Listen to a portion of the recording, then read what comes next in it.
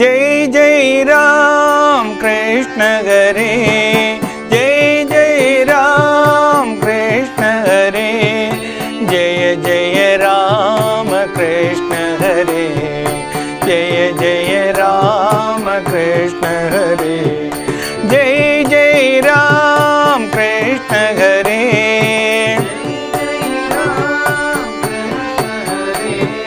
जय जय राम कृष्ण हरे।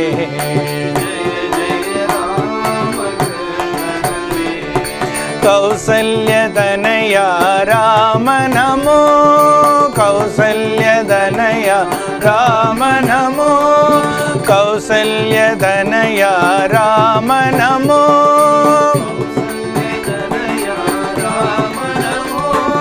देवकी नंदन कृष्ण नमो, देवकी नंदन कृष्ण नमो, जय जय राम कृष्ण हरे,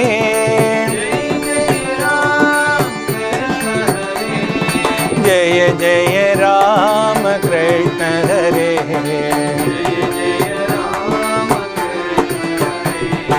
दशरथ नंदन राम नमो, दशरथ नंदन राम नमो, वसुदेव नंदन कृष्ण नमो,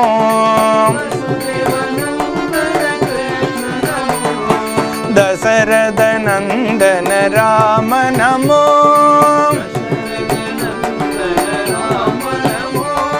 वसुदेव नंदन कृष्ण नमो,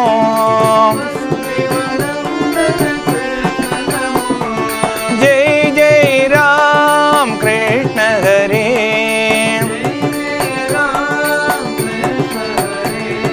जय जय राम कृष्ण हरे,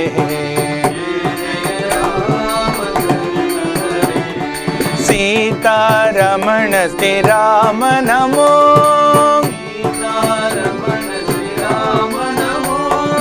सीतारमण श्री राम नमो,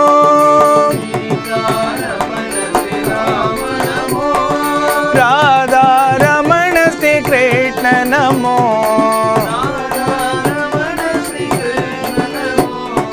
राधा रमण श्री कृष्ण नमो,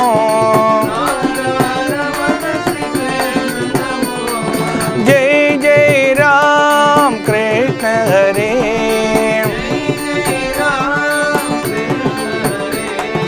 जय जय राम कृष्ण हरे,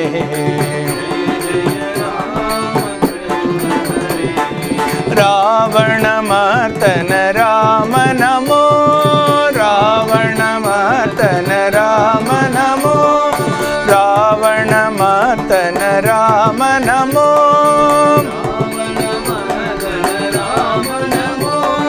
कंस विमर्दन कृष्ण नमो, कंस विमर्दन कृष्ण, कंस विमर्दन कृष्ण नमो, कंस विमर्दन कृष्ण नमो, जय जय राम कृष्ण हरे,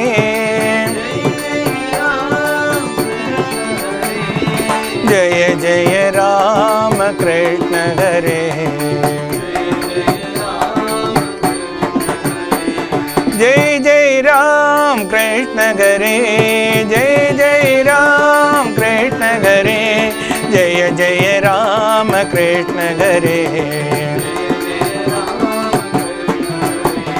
सीतारमण श्री राम नमो, सीतारमण श्री राम नमो, राधा रमण श्री कृष्ण नमो, राधा रमण श्री कृष्ण नमो, जय जय राम कृष्ण हरे,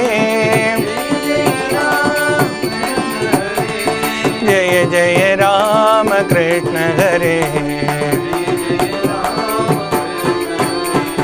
जय जय राम कृष्ण हरे,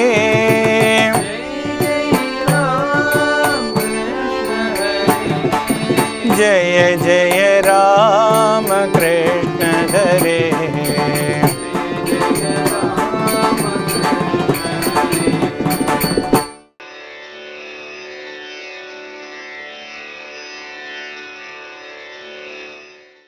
எவருடைய தரிசனத்தால் இஜகத் இச்சை நீங்கும், எவருடைய நோக்கம் தானும் இதயத்து முடிச்சறுக்கும், எவருடைய அருளால் நானே பிரம்மம் என்றுணரலாகும், அவரருள் நினைந்து நித்தம் அன்புடன் பணிதல் செய்வாம், எவருடைய வாக்கு தன்னால் ஈசன் தன் நாமம் கேட்போம், கவரும் ஆனந்த கண்ணீர் கசிந்துள்ள முருகி நிற்பார், தவறுதல் இன்றியெல்லாம் தானெனக் காணும் ஞானம், அவருடைய அருளால் பெற்று ஆனந்த முக்தி சேர்வோம். அனைவருக்கும் வணக்கம். எல்லாம் வல்ல பரம்பொருளின் பரிபூர்ண அருளினாலும் திருமூவரின் திருவருளினாலும் வாழ்க்கையின் நோக்கத்தை உணர்த்தும் ஸ்ரீமத் பாகவதம் என்பதை பற்றி சிந்தித்துக் கொண்டிருக்கிறோம். கடந்த சந்திப்பில் சுகமுனிவர் பர்ஷித் மகாராஜாவிற்கு ராமாவதாரத்தின் சிறப்புகளை பற்றி கூறிய செய்திகளை பார்த்தோம். இன்று அதன் தொடர்ச்சியை காணலாம். சுகமுனிவர் பர்ஷித் மகாராஜாவுக்கு தொடர்ந்து அந்த 7 நாட்களுக்குள்ள முக்தி எப்படி அடைவது அப்படிங்கிறதுக்கான நிலைகளை கதை வடிவத்தில் கூறிக்கொண்டே வருகிறார். அப்படி சொல்கிறப்போ இப்போ ஒரு மன்னரை பற்றியும் அவருடைய மகளை பற்றியும் சொல்கிறார். ஒரு காலத்தில் முன்னொரு காலத்தில் அசுரர்களின் அரசனாக விஷபர்வன் அப்படிங்கிற ஒரு அரசன் ஆண்டு வருகிறார். அவருடைய மகள் ஷர்மிஷ்டையும் அசுரர்களின் குருவான சுக்ராச்சாரியாரின் மகள் தேவயானியும் நெருங்கிய தோழிகளாக பழகி வருகிறார்கள். அவங்க 2 பேரும் ஒரு நாள் நீராடுவதற்காக நீரோடைக்கு செல்கிறாங்க. அங்கே போய் நல்லா நீராடி விட்டு வரும்பொழுது என்ன செய்கிறாங்கன்னா, ஷர்மிஷ்டை தவறுதலாக தேவயானியினுடைய உடையை எடுத்து உடுத்திக் கொள்கிறார்.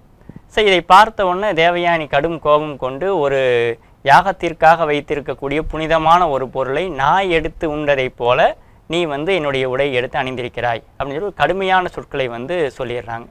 இந்த வார்த்தையை கேட்டவுடன் ஷர்மிஷ்டை அவளும் ரொம்ப கோபம் கொண்டு தேவயானியை ஒரு கிணற்றுக்குள் தள்ளிவிட்டு அவள் அரண்மனைக்கு விடுகிறார். அந்த சமயத்தில் அந்த காட்டிற்கு வேட்டையாடுவதற்காக வந்திருந்த ஒரு மன்னன் யயாதின்னு பேர். அவர் ஒரு கூக்குரல் சத்தம் கேட்பதை அறிந்து அந்த கிணற்றை நோக்கி அங்கே வருகிறார். அங்கே வந்தோன்னு பார்த்தா ஒரு பெண் நீருக்குள் தத்தளித்து கொண்டிருப்பதை கண்டு அவரை காப்பாற்றுறார். அதுக்கப்புறம் தான் தெரியுது அவர் சுக்கராச்சாரியாரினுடைய மகள் தேவயானி அப்படிங்கிறது அறிந்தவுடனே இருவரும் ஒருவர் மீது ஒருவர் காதல் கொள்கிறார்கள். அதுக்கப்புறம் தேவயானி அந்த சமயத்தில் தன்னுடைய தந்தையிடம் சென்று ஷர்மிஷ்டை செய்த விஷயத்தை பற்றி அவருடைய தந்தை சுக்கராச்சாரியாரிடம் சொல்கிறார். சொன்ன உடனே சுக்கராச்சாரியார் ரொம்ப வருத்தம் கொள்கிறார். ஏன்னா நாம் ஒரு நாட்டிற்கு அரசனாக இருப்பவருக்கு குருவாக இருந்து செயல்பட்டு வருகிறோம், தன்னுடைய மகளுக்கு இப்படி அநீதி நடந்திருக்கு அப்படின்னு இதுக்கப்புறமும் நாம் இந்த நாட்டில் இருந்தால் நமக்கு எந்தவித மதிப்பும் இருக்காதுன்னு சொல்லி அவர் நாட்டை துறந்து வெளியேறுவதற்கு முடிவு பண்ணுறார். இந்த செய்தி சுக்கராச்சாரியார் நாட்டை விட்டு வெளியே போகிறார் அப்படிங்கிற செய்தி அந்த நாட்டின் மன்னனான விஷபர்வனுக்கு செய்தி வருகிறது. அவர் குருவினுடைய ஆலோசனை இல்லாமல் நம்ம அசுரகுலத்தை செழிக்க செய்ய வாய்ப்பே இல்லை, அதனால் அசுர குருவான சுக்கராச்சாரியருடைய அவசியம் நமக்கு மிகவும் தேவை அப்படின்னு சொல்லிட்டு அவர் போய் பணிந்து வணங்கி, நீங்கள் எங்களுக்கு உதவி செய்யணும், ஏதோ என்னுடைய மகள் தவறாக செய்துவிட்டால் அதற்கு நான் மன்னிப்பு கேட்டுக்கொள்கிறேன், நீங்கள் அதை ஒரு முறை மன்னித்து நீங்கள் நாட்டிலிருந்து எனக்கு எப்போதும் போல் வழிகாட்ட வேண்டும் அப்படிங்கிறார். அதுக்கு சுக்கராச்சாரியர் சொல்கிறார், இந்த அநீதி நடந்தது என்னுடைய மகளுக்கு, அவள் என்ன சொல்கிறாளோ அதை நீங்கள் செய்யுங்க, நான் நாட்டில் இருக்கேன் அப்படின்னு சொல்லி அவர் சொல்லிடுறார். விஷபர்வனும் அவருடைய மகள், அதாவது சுக்கராச்சாரியோட மகள் தேவயானிகிட்ட போய் அவரும் மன்னிப்பு கேட்குறார். தேவயானி என்னங்கிறாங்கன்னா, சரி நான் மன்னிக்கிறேன், ஆனால் நான் திருமணம் செய்து என்னுடைய புகுந்த வீட்டிற்கு செல்லும் பொழுது என்னுடைய பணிப்பெண்ணாக உங்களுடைய மகள் ஷர்மிஷ்டை என்னுடன் வர வேண்டும், அவள் பணிப்பெண்களில் ஒருத்தலாம் என் கூட வரணும், இதான் அதுக்கான தீர்வு, அதாவது எனக்கு அவள் செய்த தவறுக்கான தண்டனையாக இதை நான் கொடுக்குறேன், நான் எனக்கு திருமணம் செய்து என்னோட புகுந்த வீட்டுக்கு செல்கிறப்போ என் கூட ஷர்மிஷ்டை வரணும் அப்படிங்கிற ஒரு கண்டிஷனை போடுறாங்க. அதுக்கு விஷபர்வனும் வேறு வழி இல்லாமல் தன்னுடைய மகள் செய்த தவறுக்காக அதோடு சுக்கராச்சாரியார் தனக்கு குருவாக இருக்கணுங்கிறதுக்காகவும் இந்த தேவயானி சொல்லக்கூடிய கண்டிஷனுக்கு ஏற்றுக்கிறாரு. அதே போல் தேவயானியின் விருப்பப்படி யயாதி மன்னனுக்கு சுக்கராச்சாரியார் தேவயானியை திருமணம் செய்து வைக்கிறார். திருமணம் முடிந்தவுடன் அவருடைய பணிப்பெண்களில் ஒருவராக ஷர்மிஷ்டையும் அழைத்து செல்லப்படுகிறார். ஷர்மிஷ்டை ஆக்சுவலாக ஒரு நாட்டினுடைய மன்னனுடைய மகளாக இருப்பவள், ஒரு நாட்டின் குருவினுடைய புதல்விக்கு சேவக பெண்ணாக கூட செல்கிறார். ஸோ அங்கே போகிறப்பே இவர் சுக்கராச்சாரியர் என்ன சொல்கிறாருன்னா, யயாதி மன்னனை தனியாக அழைத்து நீ என்னுடைய பெண்ணை தவிர வேறு யாரையும் நீ திருமணம் செய்து கொள்ளக்கூடாது அப்படின்னு சொல்லி சத்தியம் வாங்கி கொண்டு அனுப்பிவிடுறாரு. யயாதி மன்னனும் தேவயானியும் நன்றாக நல்ல முறையில் வாழ்ந்து வராங்க. அவருக்கு ஒரு மகன் பிறக்கிறார். அந்த மகனுக்கு யது அப்படின்னு பேர் வைக்கிறாங்க. கால ஓட்டத்தில் யயாதி மன்னனும் ஷர்மிஷ்டையும் விருப்பம் கொண்டு காந்தர்வ திருமணம் மாதிரி செய்து கொள்கிறார்கள். அதன் காரணமாக அவர்கள் இருவருக்கும் 3 குழந்தைகள் பிறக்கிறாங்க, ஷர்மிஷ்டைக்கும் யயாதிக்கும். மூன்றாவது மகன் புரு அப்படின்னு பேர் வச்சுருக்காங்க. இப்படி வாழ்ந்துட்டு இருக்கிறது வந்து தேவயானிக்கு தெரிய வருது ஒரு நாள். அதாவது தன்னுடைய கணவன் ஷர்மிஷ்டையினுடைய திருமண உறவில் இருக்கிறார் அப்படிங்கிற விஷயம் தெரிஞ்ச உடனே அவங்க கடும் கோபம் கொண்டு உன்னை விட்டு பிரிந்து செல்கிறேன் அப்படின்னு சொல்கிறாங்க. இந்த விஷயம் சுக்கிராச்சாரியாருக்கும் தெரிய வருது. சுக்கிராச்சாரியார் யயாதி மன்னனை அழைத்து, நீ வந்து எனக்கு சத்தியம் செய்து கொண்டிருக்கிறாய், என்னுடைய மகளை தவிர வேறு யாரையும் நீ திருமணம் செய்து கொள்ள மாட்டேன் அப்படின்னு சொல்லியிருக்க. ஆனால் நீ கொடுத்த வாக்கை மீறி நீ இப்படி செஞ்சதுனால நீ அதற்கு பலனாக உன்னுடைய இளமையை நீ இழக்க வேண்டி இருக்கும் அப்படின்னு சொல்லி சாபம் கொடுத்துறார். உன்னுடைய இளமையை இழந்து நீ முதுமை பருவம் எய்த வேண்டியிருக்கும் அப்படின்னு சொல்லி சாபம் அளித்தறார். அந்த சாபத்தை கேட்ட உடனே யயாதி மன்னன் மிகவும் வருந்தி மன்னிப்பு கேட்குறார். சுக்கிராச்சாரியார்கிட்டையும் தேவயானிகிட்டையும் மன்னிப்பு கேட்குறாரு. இல்லை, சாபம் கொடுத்தது தான் அப்படின்னு சொல்லி மறுபடியும் ஸ்ட்ரிக்டாகவே சொல்லிட்டார் சுக்கிராச்சாரியார்.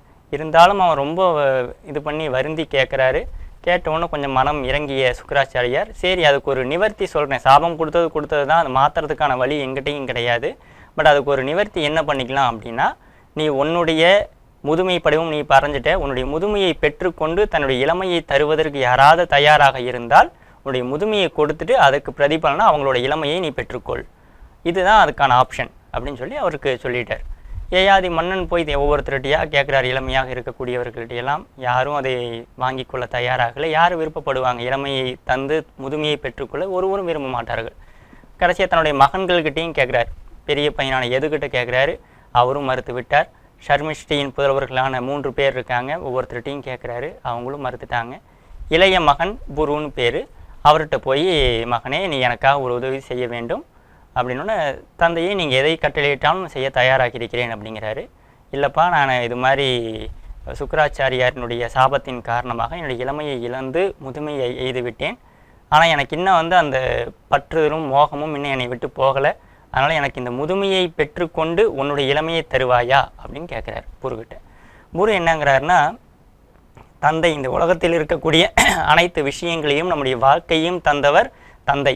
அந்த தந்தைக்கு நம்ம திருப்பி தரதுக்கான ஒரு வாய்ப்பு கிடைப்பதே பெரும் பேர். அப்படி ஒரு பேர் எனக்கு கிடைத்திருக்கிறது. அதனால் அந்த பேரை வந்து நான் நழுவு விட மாட்டேன். நான் உங்களுடைய விருப்பப்படியே என்னுடைய இளமையை உங்களுக்கு தந்து உங்களுடைய முதுமையை ஏற்றுக்கொள்ள தயாராக இருக்கிறேன் அப்படின்னு சொல்லி அந்த மகன் சொல்கிறாரு. சொன்ன உடனே அதற்கு ஏற்றால் போகிற அவருடைய புரு வந்து இப்போ முதுமை பருவம் எய்கிறார். அவருடைய இளமையை இவர் வந்து யயாதி மன்னன் பெற்றுக்கொள்கிறார். பெற்றுக்கொண்டு பல ஆண்டுகள் இந்த இளமையிலேயே வாழ்ந்துட்டு இருக்காரு. மறுபடியும் அதே சுகபோகங்களை அனுபவித்து கொண்டே இருக்கிறார். நாட்கள் கடந்து கொண்டே இருக்குது. ஒரு நிலை வந்ததுக்கப்புறம் அவர் கொஞ்சம் சிந்தித்து பார்க்கிறார். பல ஆண்டுகள் வாழ்ந்து விட்டோம், பல சுகபோகங்களை அனுபவித்து விட்டோம், இருந்தாலும் இந்த மோகத்தின் மீது இருக்கக்கூடிய பற்று நமக்கு குறைய மாட்டேங்குதே அப்படிங்கிறது கொஞ்சம் சிந்தித்து பார்க்குறேன். இந்த இடத்துல நாமளும் கொஞ்சம் சிந்திக்கணும். அவர் அதுக்கு சொல்கிறது என்னென்னா, ஒரு நெருப்பை அணைக்கிறதுக்கு நெய்யை விட்டால் அணைச்சிடலாம் அப்படின்னு நினச்சி நெய்யை ஊற்றினால் அது அணைவதற்கு பதிலாக நெருப்பு இன்னும் குளிர்ந்து விட்டு எரியுமே, அதே போல் இந்த புலனின்பங்களை அனுபவித்து தீர்த்து கொள்ளலாம் என்று நாம் நினைத்தால் அதற்கு மாறாக அது வளர்ந்து கொண்டே இருக்குமே தவிர ஒரு நாளும் அது தீரப்போவதில்லை அப்படிங்கிறத அவர் புரிந்து கொள்வதாக சொல்கிறார். ஸோ இதை இந்த இடத்துல நாம் கொஞ்சம் சிந்திக்கணும். புத்தர் வந்து நமக்கு சொன்ன விஷயம் தெரியும். நம்ம வாழ்க்கையில் வரக்கூடிய துன்பங்கள் அனைத்திற்கும் காரணம் நம்முடைய ஆசையே துன்பத்திற்கு காரணம் அப்படின்னு சொல்லியிருக்காரு. சரி, அந்த ஆசைக்கு என்ன காரணம் அப்படின்னா, நம்முடைய ஐம்புலன்கள் தான் ஆசைக்கான காரணமாக இருக்குது. ஐம்புலன்கள் வழியாகத்தான் நமக்கு அந்த ஆசை ஈர்க்கப்படுறோம். இந்த உலக விஷயங்களில் வந்து ஈர்க்கப்படுவதற்கு இந்த புலன்களே காரணம் அப்படிம்பாங்க. ஸோ அந்த புலனை வெல்வது எப்படி அப்படின்னா, அதுக்கு ஒரு வேடிக்கையாக ஒரு கதை சொல்லுவாங்க. ஒருத்தர் என்ன பண்ணுறாருன்னா, இதே மாதிரி அந்த ஐம்புலன்கள்னால தான் நமக்கு பிரச்சனை வருது அப்படின்னு சொல்லிட்டு வீட்டை துறந்து அவர் வந்து அந்த ஊருக்கு கடைசியில் இருக்கிற ஒரு கோயிலில் போய் உட்காந்துக்கிறார். நம்ம தவம் செய்து இறைவனை அடைய வேண்டும் அப்படின்னு சொல்லிட்டு வீட்டை விட்டுட்டு வெளியில் வந்துட்டார். காட்டுக்கு பக்கத்தில் இருக்கிற ஒரு கோயில்கிட்ட உட்காந்துட்ருக்காரு. உட்காந்து இறைவனை தியானம் செய்யலாம் அப்படின்னு உட்காந்துருக்காரு. தினம் அந்த வழியாக அவர் உட்கார்ந்துருக்கக்கூடிய அந்த கோயில் வழியாக ஒரு 3 மணிக்கு ஒரு பெண் வந்து ஒரு நாட்டியத்துக்காக நல்லா சலங்கையெல்லாம் அணிந்து கொண்டு அந்த வழியாக செல்வார். 5 மணிக்கு மறுபடியும் திரும்பி வருவார். ஸோ இந்த விஷயத்தை தினம் பார்த்துட்டே இருக்கார். அவர் மனம் வந்து 3 மணி ஆயிடுச்சு, அந்த பொண்ணு வந்தாச்சு, மறுபடியும் 5 மணி ஆச்சு, திரும்பி போகுது. அப்போ அவருடைய மனம் வந்து அந்த 3 மணிக்கும் 5 மணிக்கும் டைவெர்ட் ஆகிட்டே இருக்குது. இறைவனை நினைப்பதை விட்டு வெளியில் சிதறது. ஸோ இதுக்கு காரணம் என்னன்னு சிந்திக்கிறார். நம்ம கண்ணில் பார்த்துட்ருக்கோம் அந்த பெண்ணை, அதனால தான் நமக்கு இந்த கவனம் சிதறது அப்படின்னு சொல்லி கண்ணை வந்து மூடிக்கொண்டு தவம் செய்யலாம் அப்படின்னு தவம் செஞ்சிட்ருக்கார். கண்ணை மூடிட்டார். இருந்தாலும் அந்த 5 மணி ஆகிறப்போ அந்த பெண் 3 மணி ஆகிறப்போ அந்த பெண்ணுடைய கொலுசு ஓசை கேட்குது. அதே மாதிரி 5 மணிக்கும் திரும்பி வரப்போ அந்த கொலுசினுடைய ஓசை கேட்டோன்னு காதில் அந்த சத்தம் வந்து அந்த பெண் போகிறாள், மறுபடியும் வரா அப்படின்னு மனசில் மறுபடியும் அந்த டைமில் அலைப்பாயுது. அந்த இறைவனுடைய தியானத்திலிருந்து விலகுவதாக அவருக்கு தோன்றுது. ஸோ இப்போ என்ன காரணம்? நம்ம காது தான் காரணம். காதில் வந்து அந்த ஓசை கேட்கறதுனால தான் நம்ம மனம் வந்து டைவெர்ட் ஆகுது அப்படின்னு சொல்லிட்டு காதை வந்து நல்லா பஞ்சை வச்சு அடைச்சிக்கிட்டாரு. அடுத்த நாள் பார்க்குறாரு, மறுபடியும் அந்த 3 மணி ஆன உடனே அந்த பெண் செல்கிறப்போ மல்லிகை பூவினுடைய வாசம் வருது. அது இன்னும் அந்த பூ அணிந்து செல்வதனால் அந்த மல்லிகை பூவினுடைய வாசம் வருது. மறுபடியும் 5 மணிக்கு அந்த வாசனை வருகிறது. அப்படின்னா மறுபடியும் மனம் வந்து அதுலேருந்து அவருடைய இறை நிலையிலேருந்து சிதறுது. இப்போ சிந்திச்சு பார்க்குறாரு, என்ன காரணமாக இருக்கும்? அந்த வாசனை வருகிறது, அதனால தான் நம்முடைய மனம் சிதறுது அப்படின்னு சொல்லிட்டு வாசனையை கட்டுப்படுத்துறதுக்காக மூக்கையும் துணியை வச்சு நல்லா மூடிக்கிட்டார். இப்போ அடுத்த நாளும் என்ன ஆகுதுன்னா, கண்ணை மூடிக்கொண்டார், காதையும் பஞ்சை வச்சு அடைச்சிட்டாரு, மூக்கையும் வந்து நல்லா துணியை வைத்து கட்டி கொண்டார். ஆனால் இப்போவும் அதுக்கு அடுத்த நாள் அந்த பெண் 3 மணி ஆகிறப்போ பெண் போவாலை யாரோ ஒருத்தி போக வேண்டிய நேரம் வந்திருக்குமோ, 5 மணிக்கு திரும்பி வரக்கூடிய நேரம் வந்திருக்குமோ அப்படின்னு சொல்லிட்டு அவருக்கு மனசில் ஒரு எழுச்சி வருது. அப்போ என்னென்னா, புலன்களை வெளியில் அவர் கட்டுப்படுத்திட்டார், புலன்களை எல்லாம் மூடிக்கொண்டார். இருந்தாலும் அந்த மனசுக்குள்ளே இருந்து அந்த பெண் வந்திருக்கிற நேரம் வந்திருக்குமா, போகிற நேரம் வந்திருக்குமா அப்படிங்கிற ஒரு எண்ண எழுச்சி ஏற்படுது. அப்போ இந்த ஆசைக்கு காரணம் புலன்கள் அப்படின்னா, அந்த புலன்களை கட்டுப்படுத்துவது எது அப்படின்னு பார்த்தா நம்முடைய மனமாக இருக்கிறது. அதனால தான் ஒரு தடவை ரமண மகரிஷிகிட்ட கேட்குறாங்க, நான் இந்த குடும்ப வாழ்க்கையே ரொம்ப இதாக இருக்குது, சலிப்பாக இருக்குது, துன்பம் மிகுந்ததாக இருக்குது, இந்த ஆசையினாலையும் இந்த புலன் இன்பத்தினாலையும் நம்ம ரொம்ப அதில் சலிச்சு போயிருக்கேன், அதனால் இந்த குடும்பத்தை விட்டு நம்ம காட்டுக்கு போய் தவம் செய்யலான் இருக்கேன்னு போய் கேட்குறாரு. அதுக்கு ரமண மகரிஷி சொல்கிறாரு, சரி இந்த வீட்டை விட்டுட்டு நீ காட்டுக்கு போனால் இந்த வீட்டினுடைய எண்ணத்திற்கு பதிலாக அங்கே காட்டினோட எண்ணம் வரும். நான் வீட்டில் வசிப்பவன் அப்படிங்கிறதுக்கு பதிலாக நான் காட்டில் வசிப்பவன்கிற எண்ணம் வரும். நான் இல்லறத்தான் அப்படிங்கிற எண்ணத்துக்கு பதிலாக நான் துறவரத்தான் அப்படிங்கிற எண்ணம் வரும்.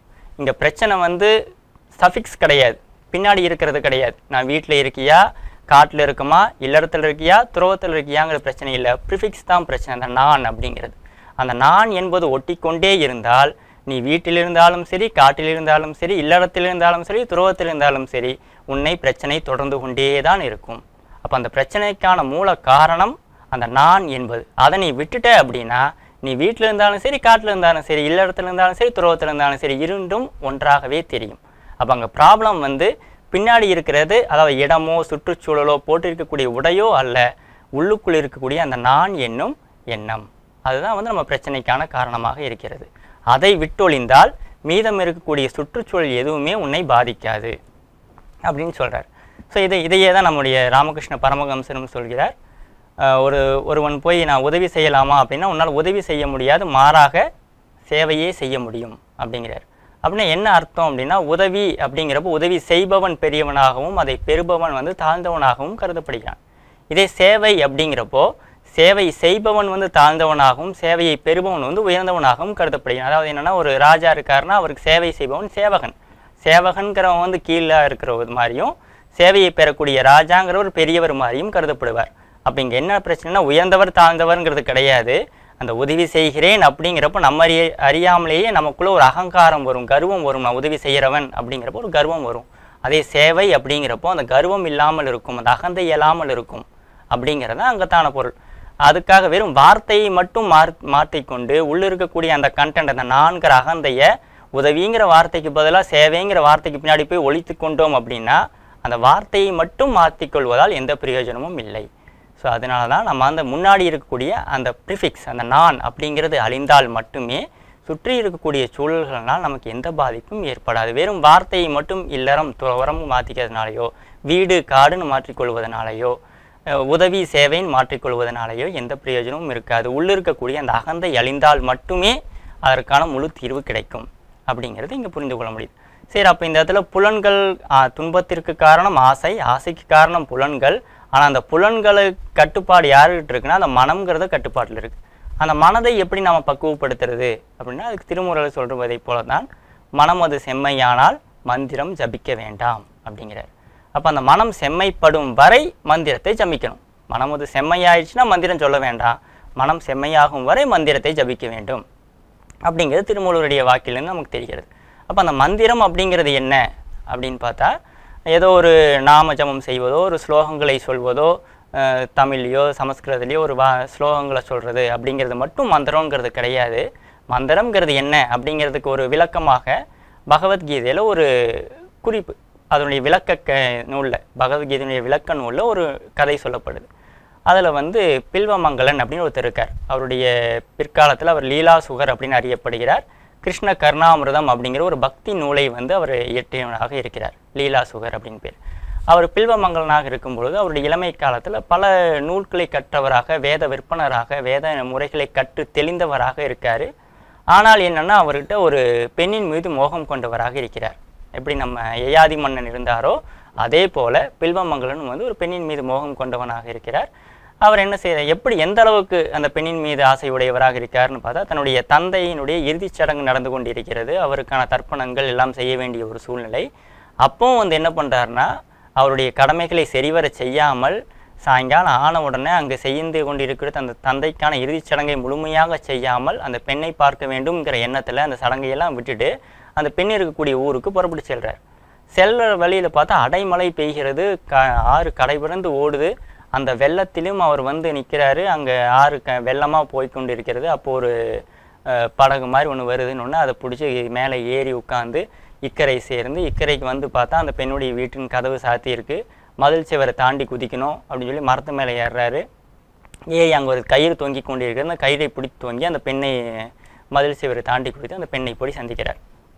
அவங்க பார்த்தோன்னா அவருக்கு ஒரே ஆச்சரியம். ஏங்க நீங்கள் வந்து இன்றைக்கி உங்களுடைய தந்தையின் இறுதி சடங்காயிற்று, அதை விட்டுட்டு இங்கே வந்திருக்கீங்களே அப்படின்னோடனே, இல்லை உன்னை பார்ப்பதற்காக நான் வந்தேன் அப்படின்னோடனே அந்த பெண் சொல்கிறாங்க, எப்படி வந்தீங்க அப்படின்னோடனே, கரை புரண்டு வெள்ளம் வேறு ஓடிக்கொண்டு இருக்கிறது. என்னோடனே, இல்லை அங்கே ஒரு இது மிதந்து வந்தது, ஒரு கட்டை மிதந்து வந்துச்சு, அந்த கட்டை மேலே ஏறி இக்கரை சேர்ந்தேன். ஒரு கயிறு தொங்கிட்டு இருந்தது மரத்து மேலே, அதை பிடித்து இக்கரை வீட்டுக்குள்ளே குதித்து வந்தேன் அப்படிங்கிறார். சரின்னு சொல்லி அந்த பெண் கதவை திறந்து பார்க்குறார். அவர் வந்ததாக சொன்ன அந்த கட்டையும் பார்க்கிறார். அவர் தொங்கி வந்த கைத்தாக சொன்ன விஷயத்தையும் மரத்தில் பார்க்குறாரு. பார்த்துட்டு அந்த பெண் சொல்கிறாங்க, நீங்கள் என் மீது இவ்வளோ பிரியமாக இருப்பது எனக்கு ரொம்ப மகிழ்ச்சியாகத்தான் இருக்கிறது. ஆனால் நீங்கள் வந்து வந்தேன்னு சொன்னீங்களே, அந்த கட்டை மேலே வந்தது, அந்த கட்டைங்கிறது ஒரு பிணம் மிதந்து வந்திருக்கு. அது பிணம்ங்கிறது கூட அறியாமல் அது ஒரு கட்டையாக எண்ணி இக்கரை சேர்ந்து மரத்தின் மீது ஒரு பாம்பு தூங்கி கொண்டிருக்கிறது. அந்த பாம்பை கயிறனை எண்ணி அதை தாண்டி வீட்டுக்குள் குதித்து என்னை பார்ப்பதற்காக வந்திருக்கிறீர்களே, இவ்வளவு ஆர்வமும் இவ்வளவு ஆசையும் இந்த அழிந்து போகக்கூடிய அழுகி போகக்கூடிய இந்த உடலின் மீது, ஒரு நாள் இந்த பிணத்தை போலவே இந்த உடலும் அழுகி போய்விடும். எதை அழகுன்னு நினைக்கிறீங்களோ அது அழுகி போய்விடும், அழிந்து போய்விடும். நிலையற்ற இந்த உடலின் மீது இவ்வளவு பிரியமுடையவராக இருக்கிறீர்களே, இந்த பிரியத்தை அழிவில்லாத நித்திய நிரந்தரமாக என்றும் சதா சர்வகாலமும் இருக்கக்கூடிய அந்த பரம்பொருளின் மீது, பரமாத்மா மீது செலுத்தினால் நீங்கள் வந்து இறைநிலையை அடையலாமே. இந்த அழிந்து போகக்கூடிய இந்த உடம்பு மேலே இவ்வளோ பற்று உடையவராக இருக்கீங்களே, இதுவும் ஒரு நாள் மக்கி போயிடும், இதுவும் ஒரு நாள் அழுகி போயிடும். நீங்கள் எதை இன்பம் நினைக்கிறீங்களோ அந்த இன்பமும் ஒரு நாள் துன்பமாக மாறிவிடும். ஆனால் என்றுமே ஆனந்தமாக நித்திய நிரந்தரமாக இருக்கக்கூடிய சதா சர்வகாலம் ஒளி ரூபமாக இருக்கக்கூடிய அந்த இறைவனை எண்ணுவதை விட்டு இந்த அழிய போகக்கூடிய இந்த உடலையும் எண்ணுகிறீர்களே அப்படின்னு சொன்ன உடனே அதான் ஸ்பார்க். அப்போது அந்த நேரம் வரைக்கும் இதில் இருந்தவர், இந்த உலக விஷயத்திலேயே மூழ்கி கொண்டு இருந்தவர், இந்த வார்த்தையை கேட்ட க்ஷணத்தில் அந்த இறைவன் மீது அவருடைய கவனம் திரும்புகிறது. ஸோ இதுதான் மந்திரம். மந்திரம்ங்கிறது என்னென்னா, ஏதோ ஏன்னா அவருக்கு தெரியாத மந்திரம் கிடையாது. ஏன்னா வேத விற்பனராக இருந்தவர், பல வேத நூல்களை கற்று தெரிந்தவர் அவர். அந்த வேதத்தில் சொல்லக்கூடிய அந்த மந்திரங்கள் உபதேசிக்காத விஷயத்தை இந்த இடத்துல இந்த பெண் உடைய வாயிலிருந்து வந்த வார்த்தை உபதேசிக்கிறது. அப்போ என்ன அர்த்தம்னா, மந்திரம்ங்கிறது என்ன அப்படின்னா, வெளிமுகமாக பிரவேசம் செய்து கொண்டிருக்கக்கூடிய நம்முடைய மனதை அகமுகமாக திருப்பக்கூடிய வார்த்தை எதுவோ அந்த வார்த்தை தான் மந்திரம். அந்த வார்த்தை தான் மந்திர உபதேசம். அதுதான் தீட்சை அப்படிங்கிறது. அப்போ வெளியில் பிரவேசம் ஆகிட்டு இருக்கிற மனதை உள்முகமாக பிரவேசம் செய்வதற்காக அந்த திருப்பக்கூடிய அந்த வார்த்தை எதுவாக இருந்தாலும் சரி, அதுதான் மந்திரமாக பார்க்கப்படும். அந்த மந்திரத்தை சொல்பவர், அந்த வார்த்தையை சொல்பவர் யாரோ அவர் தான் குரு. குருனா இந்த ஃபார்மெட்டில் தான் இருக்கும், இந்த காஸ்டியூமில் தான் இருக்கணுங்கிறது கிடையாது. இங்கே அவருக்கு அந்த பெண்ணின் உருவத்தில் இருந்து அந்த உபதேசம் கிடைக்கிறது. அப்போ அந்த பெண் தான் அவருக்கான குருவாக இருக்கிறார். அந்த வார்த்தை தான் மந்திர உபதேசமாக இருக்கிறது. அப்படியாக யயாதி மன்னனுக்கு உபதேசமாக இருந்தது எதுனா அவருடைய அனுபவம். ஏன்னா எல்லாத்துக்கும் வெளியிலிருந்து தான் குரு வந்து சொல்லணுங்கிறது இல்லை, அவருடைய அனுபவமே அவருக்கு குருவாக இருந்து, இந்த நெருப்பு நெய்ய விட்டால் அணையாது, புலனின்பங்கள் அப்படிங்கிறத நீ நாம் அனுபவித்து தீர்த்து கொள்ளலாம்னு நினைத்தோம்னா அது ஒரு காலத்திலும் தீராது, அது மாறாக வளர்ந்து கொண்டே இருக்கும் அப்படிங்கிற ஒரு அனுபவத்தை வந்து யயாதி மன்னன் பெறுகிறார். ஸோ இதில் இன்னொரு ப்ராப்ளம் என்ன இருக்குதுன்னு பார்த்தோம்னா, ஆசை துன்பத்துக்கு காரணமாக இருக்குது. அந்த ஆசைக்கு வரதுக்கு நமக்கு காரணமாக இருப்பது புலனின்பங்கள். அந்த புலனை வந்து அடக்கி ஆள்வதற்கு நம்முடைய மனதை கட்டுப்படுத்தணும். அப்படிங்கிறது பார்த்தோம்.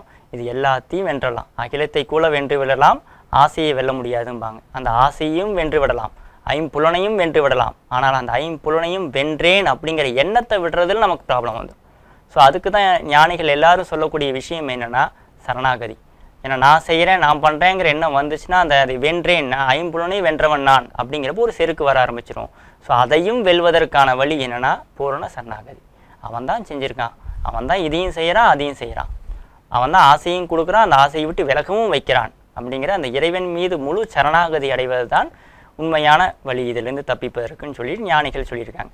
அதான் ரமண மகரிஷின்னு சொல்கிறார், ஐம்புலக் கல்வர் அகத்துள்ளே புகும்போது அகத்தில் நீ இல்லையோ அருணாச்சலா அப்படிங்கிறார்.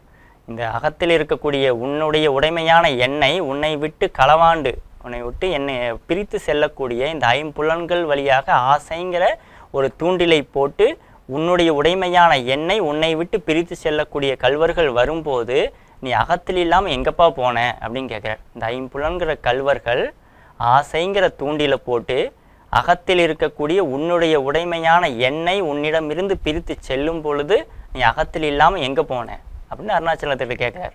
அதுக்கு அடுத்த பாட்டிலேயே பதில் சொல்கிறாரு, ஒருவனா முன்னை ஒளித்தவர் வருவார் உன் சூதே இது அருணாச்சலா. இருக்கிறது நீ ஒருத்தந்தான், உன்னை தவிர வேற யார் வர முடியும்? அப்போது இதுவும் உன்னுடைய சூதன், ஐம்புலனும் நீதான், அந்த ஐம்புலன் வழியாகக்கூடிய வரக்கூடிய ஆசையும் நீதான், அதிலிருந்து என்னை பிரிக்கிறேன்னு சொல்கிறியா அந்த நானும் நீதான். அப்போ உன்னை தவிர வேறு யாரும் கிடையாது, இங்கே நடக்கிறது எல்லாமே நாடகம்தான். அப்போ உன்னை கையலாக உன்னுடைய அனுமதி இல்லாமல் இங்கே ஓர் அணுவும் அசையாது அப்படிங்கிற ஒரு தெளிவான ஒரு சரணாகதி இருந்தால் இந்த ஐம்புலனையும் வென்று விடலாம், ஐம்புலனை வென்றேங்கிற அகந்தையையும் வென்று விடலாம் அப்படிங்கிறதுக்கான ஒரு தீர்வாக இங்கே நாம் பார்க்க முடியும். ஸோ இது மாதிரியான விஷயங்களை எல்லாமே சுகமுனிவர் பர்ஷித் மகாராஜாவிற்கு சொல்லிட்டு இருக்காரு. இதன் தொடர்ச்சியாக ரந்தி தேவர் அப்படிங்கிறவர் பற்றி பர்ஷித் மகாராஜாவுக்கு சொல்கிறார். அவர் யார் அப்படின்னு பார்த்தா துஷ்யந்தன் சகுந்தலையின் பரம்பரையில் வந்தவர் தான் ரந்தி தேவர்.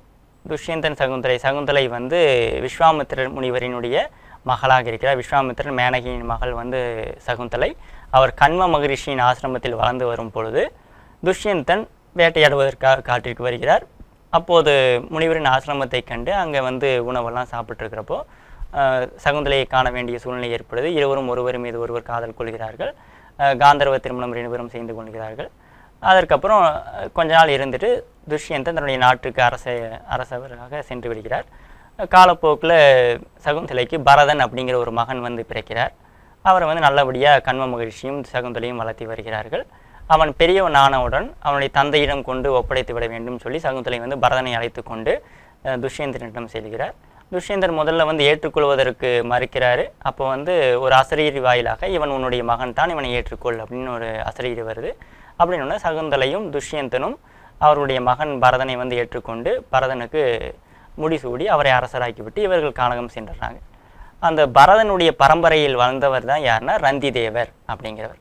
அந்த ரந்தி தேவர் தன்னுடைய பரம்பரையில் வந்தவர்கள் அரச பரம்பரை தான். ஆனால் ரந்தி தேவர் எப்படி இருக்காருன்னா தனக்காகவும் தன்னுடைய குடும்பத்திற்காகவும் எதையும் சேர்த்து வைத்து கொள்ளாதவராக இருக்கிறார். தன்னிடம் இருப்பதை எல்லாத்தையும் மற்றவர்கள் வேணும்னு கேட்குறவங்களுக்கெல்லாம் வாரி கொடுப்பவராக இருக்கிறார். அதன் காரணமாக என்ன ஆயிடுறாருன்னா கொடுத்து கொடுத்து கொடுத்து ஒரு சூழ்நிலையில் பெறக்கூடிய நிலைக்கு வந்துடுறார். அப்போ அவருடைய அன்றாட வாழ்க்கைக்கே மற்றவரிடம் கையேந்தி அதில் கிடைக்கக்கூடிய பொருளை வெற்றி உணவு சாப்பிட வேண்டிய ஒரு நிலைக்கு வருகிறார், அவர் குடும்பத்திலும் அவரும். அப்போ என்ன செய்யணும்னா ஒரு காலத்தில் ஒரு வாரம் 10 நாளைக்கு அவருக்கு எந்த வித உணவும் கிடைக்காத ஒரு சூழ்நிலையாக இருக்கிறது. அப்போ ஒரு தடவை போய் எல்லா பக்கமும் கேட்குறப்போ அவருக்கு கொஞ்சம் உணவுப் பொருட்கள் கிடைக்கிது. அதை உணவை சமைத்து இன்றைக்கி நல்லா சாப்பிட்லாம் அப்படின்னு சொல்லி எல்லாம் ஏற்பாடு பண்ணிகிட்டு இருக்கிறப்போ அந்த வழியாக வந்த ஒரு பண்டிதர் ஒருவர் அங்கே வர்றாரு. அவர் வீட்டுக்கு ஏதாவது உணவு கிடைத்தால் பரவாயில்லை, இவரே மற்றவரிடம் பெற்று வருகிறார், இவரிடம் யாசகம் பெறுவதற்காக இன்னொருத்தர் வரார். அவர் வந்தோடனே சரி வாங்க சாப்பிட்லான்னு சொல்லி தன்னிடம் இருப்பதை அவருக்கு பகிர்ந்து கொடுக்குறாரு. அதுக்கப்புறம் அவருக்கு கொடுத்ததுக்கப்புறம் ஒரு பாமரர் ஒருத்தர் வருகிறார், அவருக்கும் தன்னிடம் இருப்பதை கொஞ்சம் பங்களித்து கொடுக்கிறார். அதுக்கப்புறம் ஒரு வேடுவர் வருகிறார். வேடுவர் வந்தோடனே அவருக்கும் தங்கிட்ட இருக்கிறத கொடுக்குறார். வேடுவன் மட்டுமல்லாமல் அவரோட ஒரு நாயும் இருக்குது. அந்த நாய்க்கும் கொஞ்சம் உணவு வேண்டும் அப்படின்னு சொல்லி அந்த வேடன் கேட்ட உடனே நான் இருக்கிறதுல கொஞ்சம் அவருக்கும் தந்துட்டார். இப்போ இருக்கக்கூடிய உணவு எல்லாம் தனக்கும் தன்னோட குடும்பத்திற்கும் வைத்திருந்த உணவுகள் எல்லாத்தையும் வந்தவர்கள் எல்லாத்துக்கும் கொடுத்து முடிச்சிட்டார். இப்போது உணவு எதுவும் இல்லை, சரி தண்ணியை மட்டும் குடித்து கொள்ளலாம் அப்படின்னு நினச்சா அந்த நேரத்தில் ஒரு புலையன் வருகிறார். சுடுகாட்டில் வேலை செய்யக்கூடிய ஒருவர் வருகிறார். அவர் அவர் ஏதாவது உணவு இருந்தால் கொடுங்க அப்படின்னு கேட்டோன்னா உணவு எதுவும் இல்லை, தண்ணீர் தான் இருக்கிறது, வேண்டுமானால் அதை அருந்திக்கொள் அப்படின்னு சொல்லி தான் குடிப்பதற்காக வைத்திருந்த தண்ணீரையும் அவருக்கு கொடுத்துறார். ஸோ இவருடைய இந்த நிலையை கண்டு அறிந்த நம்முடைய தேவர்கள் மற்றும் நம்ம சிவபெருமான், பெருமாள், பிரம்மா மூவருமே அவர்கள் தான் இவருடைய நிலையை சோதிப்பதற்காக புலையனாகவும் பண்டிதனாகவும் பாமரனாகவும் வேடனாகவும் நாயாகவும் வந்திருக்காங்க. இவர் எந்த நிலையிலுமே ஒரு சலனமும் இல்லாமல் தனக்குன்னு எதையும் வைத்து கொள்ளாமல் வருபவருக்கெல்லாம் கொடுத்துட்டே இருக்கிறத பார்த்து மகிழ்ச்சி அடைந்த நம்முடைய தேவர்களும் இறைவனும் எல்லாருமே காட்சி தராங்க. அவருக்கு பிரம்மா, விஷ்ணு, சிவன் எல்லாரும் அவர் முன்னாடி தோன்றி உனக்கு என்ன வேணுமோ கேள் அப்படிங்கிறாங்க. அவருக்கு அப்பவும் எந்த பேதமும் தெரியல. அப்போ இந்த இடத்துல அவருடைய நிலை என்னன்னு பார்த்தா, வந்திருக்கக்கூடிய பாமரனாக இருந்தாலும் சரி, பண்டிதனாக இருந்தாலும் சரி, வேடனாக இருந்தாலும் சரி, புலையனாக இருந்தாலும் சரி, அவங்களுக்குள்ள மட்டும் எந்த பேதமும் தெரியாது மட்டும் இல்லை, சங்கு சக்கர கதாதாரியாக வந்தாலும் சரி, சாமானியனாக வந்தாலும் சரி, சடாமுடி தரித்து கையில் திரிசூலத்துடன் வந்தாலும் சரி, இல்லை ஒரு புலையனாக வந்தாலும் சரி, 4 தலை கொண்ட பிரம்மாவாக வந்தாலும் சரி, ஒரு நாயாக வந்தாலும் சரி, எல்லாமே அவருக்கு ஒன்றாக தெரியுது. ஏன்னா அவருக்கு நமக்கு தான் அந்த மூர்த்தி பேதம் எல்லாமே. இவர் பிரம்மா, விஷ்ணு, சிவன், இவன் சாதாரணமானவன், இவன் பெரியவன், பண்டிதன் அப்படிங்கிறதெல்லாம் அவருடைய பார்வையில் இறைவன் நம்ம யாருக்கு ஒரு காட்சி ஒரு உருவம் கொடுத்து வச்சிருக்கோமோ அந்த உருவத்தில் வந்தாலும் அவருக்கு பெரிய இதாக தெரியல. எவன் உலகத்திலேயே ரொம்ப தீமை செய்யக்கூடியவன் அப்படின்னு சொல்லி ஒரு உருவப்படுத்தி வச்சிருந்தாலும் அந்த உருவத்தில் வந்தால் அவருக்கு அந்த இறை சுரூபமாகவே தெரிகிறது. அப்போ எல்லாமே அந்த இறைவனுடைய சுரூபமாக தெரியக்கூடியவர்கள் முன்னாடி இவர்கள் சங்கு சக்கர கதாதாரியாக பகவான் காட்சி தந்து உனக்கு என்ன வேணும் அப்படின்னு கேட்குறார். எனக்கு எதுவும் கேட்குறதுக்கு இல்லையப்பா அப்படின்ட்டார். ஸோ இதே கேள்வி தான் ரமண மகர்ஷிகிட்டையும் கேட்குறாங்க பக்தர்கள். ரமணரே, உங்கள் முன்னாடி இறைவன் தோன்றி உனக்கு என்ன வேணும்னு கேட்டால் நீங்கள் என்ன கேட்பீங்க அப்படிங்கிறாங்க. அதுக்கு அவர் சொல்கிறார், நீ இந்த போகிற வேலையெல்லாம் என்கிட்ட வச்சுக்காத. இறைவன்ட்டு அவர் கேட்குறது, நீ சும்மா இந்த வந்துட்டு போகிற வேலையெல்லாம் வச்சுக்காத, நீ சதா சர்வ காலமும் இருக்கக்கூடியவன், சும்மா வந்துட்டு போகக்கூடிய பொருள் நீ அல்லங்கிறது தெரியும் அப்படிங்கிறார். அப்படின்னு என்ன அர்த்தம்னா, இங்கே வந்தது அனைத்துமே சென்று விடும், பிறந்தது அனைத்துமே அழிந்து விடும், நம்ம எதை அடைகிறோமோ அது எல்லாத்தையும் ஒரு நாள் இறந்துருவோம். அப்போது சும்மா வந்துட்டு போகக்கூடிய காட்சி பொருள் அல்ல இறைவன். அப்போ நமக்கு இறை காட்சி கிடைச்சது அப்படின்னா இதெல்லாம் கொஞ்சம் அந்த இடத்துல விழிப்புணர்வாக இருக்கணும். ஏன்னா அது எல்லாமே என்னென்னா இந்த மனதினுடைய மாய விளையாட்டு. ஸோ எப்படி இந்த பொருளெல்லாம் எனக்கு தெரியுது, எனக்கு இங்கே இருந்த இடத்துலேருந்தே கனவுல நான் சுவிட்சர்லாந்து போனேன், அமெரிக்கா போனேன்னு சொல்கிறோமோ அதே போலத்தான் இறைவனுடைய காட்சி எனக்கு கிடைச்சது அப்படின்னு நம்ம சொல்கிறோம். அப்படின்னா அதுவும் இந்த மனதினுடைய விளையாட்டு. அப்போ அந்த இதில் அது வரலாம், போகக்கூடிய இதுதான். ஆனால் அதில் நாம் ரொம்ப லயமாகி எனக்கு இறைக்காட்சி கிடைத்து விட்டது நம்ம ரொம்ப பெருமிதமாக எண்ணிக்கொண்டு அதுலேயே நம்ம நின்றக்கூடாது அப்படிங்கிறதுக்காக தான் இந்த விஷயம் சொல்கிறார். அதுக்கு தான் ரமணர் என்ன சொல்கிறாருன்னா, போக்கும் வரவும் இல்லா பொதுவெளியில் போராட்டம் காட்டு அருணாச்சலா அப்படிங்கிற போக்கு வரவில்லாத பொதுவெளி, நீ போகக்கூடிய விஷயம் அல்ல, நீ என்றும் சதாசர்வமாக இருக்கக்கூடியவன், தோன்றி மறைக்கிடனாய் தோன்றி மறையாதொளிரும் பூன்றமாம் அக்தே பொருள் அப்படிங்கிற தோன்றி மறையக்கூடிய இந்த உலக விஷயங்களில் தோன்றி மறையாமல் என்றும் சதா சர்வகாலமும் ஒழிந்து கொண்டு இருக்கக்கூடிய அந்த பரம்பொருள் தான் அந்த இறைவன். அவர் சும்மா செல்லக்கூடியவர் அல்ல அப்படிங்கிறதுல நம்ம இன்னும் கொஞ்சம் தெளிவாக இருந்தால் அந்த நிலையில் ரந்திதேவர் இருக்கார். அவருக்கு எப்படி எந்த ரூபத்தில் வந்தாலும் அவர் இறைவனாகவே காட்சி தருகிறார். அப்போ நாமும் இந்த உலக விஷயத்தில் எப்படி இருக்கணும்னா, எந்த விஷயத்தின் மீதும் பற்றில்லாமல் அனைத்தையும் அந்த பகவானுடைய சொரூபமாக பார்க்கக்கூடிய அந்த நிலைக்கு பக்குவத்திற்கு நாம் வருவதற்கு முயற்சி செய்ய வேண்டும் அப்படிங்கிற ஒரு விஷயத்தை சுகமுனிவர் பட்சித் மகாராஜாவுக்கு கூறி முடிக்கிறார். அடுத்த சந்திப்பில் நம்ம கிருஷ்ணாவதாரத்தின் சிறப்புகளை பற்றி காணலாம். வானாகி வானளந்த கோணாகி மண்ணாகி மண்ணொத்த மனமாகி தேனாகி தெவிட்டாத அமுதாகி ஊனாகி உள்ளுரையும் உயிராகி நானாகி தானற்ற நிலையுமாகி அதுவாகி இதுவாகி எதுமற்ற எல்லாமுமாகி உள்ளுரையும் தனிப்பொருளே உனையறியும் வரமுறையே என எல்லாம் வல்ல இறைவனை வேண்டி விடைபெறுகிறேன். நன்றி, வணக்கம்.